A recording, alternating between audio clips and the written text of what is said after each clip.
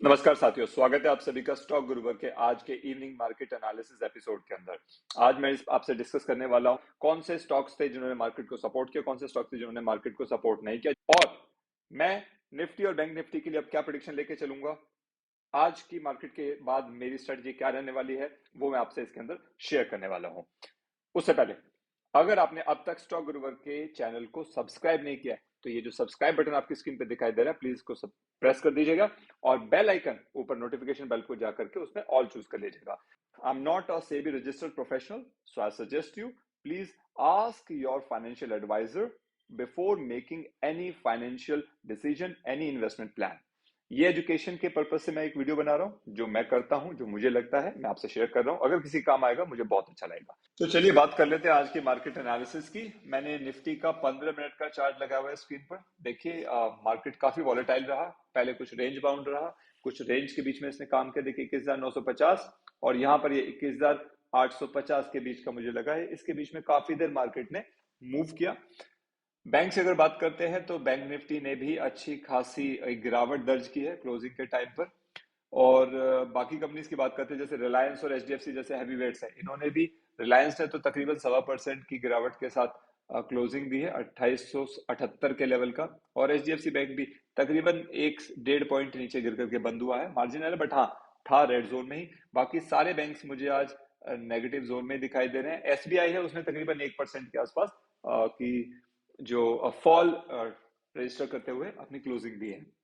Now आगे बात करते हैं। यहाँ पे देखिए, जो अगर लेवल्स की बात कर लीजिए तो यहाँ पर आज निफ्टी ने बार बार 21,985, मैं बार बार बोल रहा हूँ कि ये एक इसका अहम रेजिस्टेंस बना हुआ है। जब जब ये इसको क्लोज करता है उसके बाद निफ्टी के लिए जरूरी है कि वो इसको सस्टेन करे, जो क्लोजिंग है वो 21,950 से ऊपर की दे, तभी मुझे लगता है कि फर्दर मूव, एक अप ट्रेंड हमें देखने के लिए पॉसिबल होगा। जब तक 21,950 से ऊपर की क्लोजिंग नहीं दे रहा है तो चीजें थोड़ी डाइसी रहेंगी। तो ये पहला रेजिस्टेंस होगा। अगला रेजिस्टेंस यहाँ पे 22,100 का मुझे लगता है कि यहाँ पे इसको रेजिस्टेंस मिलने वाला है।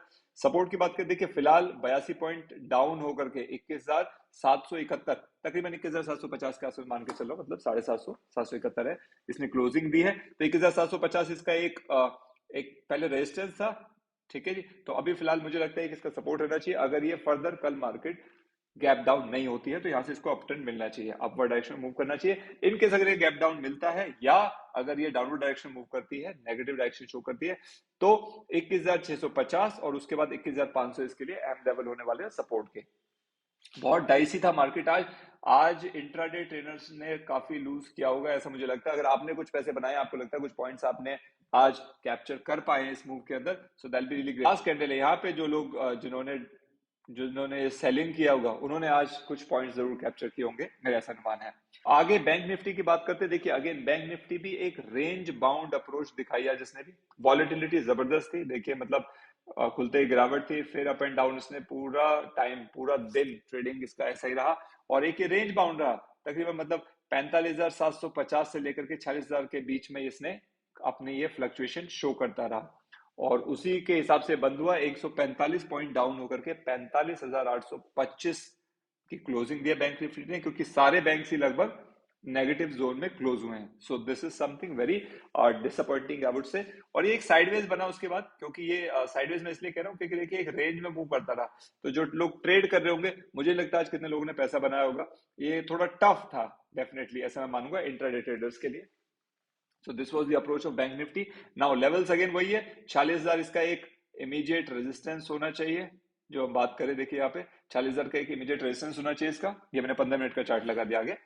और उसके बाद देखिए 40,800 यहाँ पे इसका एक अगला रेजिस्टेंस दिख रहा है। लेकिन अगर ये फर्दर डाउन जाता है तो अगेन 45,750 के आसपास के सपोर्ट होना चाहिए। तो 45,200 इसका एक सपोर्ट मुझे दिखता है। और उसके बाद फिर यहाँ पे जाकर के 44,500 इसका एक अहम सपोर्ट बना हुआ है मेरे हिसाब से। तो देखते हैं कल किस तरह से मार्केट गैप अप होगी या गैप डाउन होगी। यूएस मार्केट्स का क्या प्रभाव पड़ता है नाइट में और मॉर्निंग में, हमारी मार्केट उसको कैसे रिएक्ट करने वाली है। तो फिलहाल बस वॉलेटिलिटी थी आज मार्केट में, और उसके बाद थोड़ा सा साइड मूव भी था।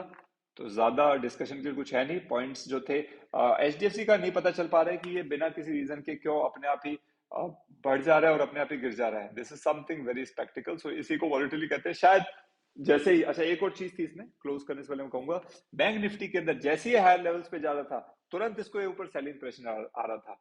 मुझे लगता नहीं कोई रीजन इसके अंदर कुछ ऐसा खास था। हाँ, एसबीआई की तरफ से एक पॉइंट जरूर हो सकता है, बाकी इसके अलावा बैंक निफ्टी में तो जो मैं ऑब्जर्व किया आज, जैसे ही बैंक निफ्टी ऊपर हायर लेवल्स की तरफ जा रहा है, तो उसमें तुरंत वहां पे सेलिंग प्रेशर आ रहा है और लोग अपने प्रॉफिट बुक कर रहे हैं।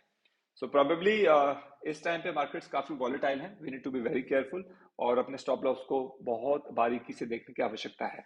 आशा करता हूँ आज का एनालिसिस आपको पसंद आया होगा।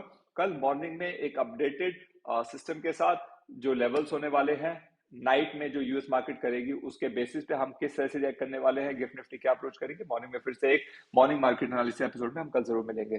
तब तक के लिए नमस्कार।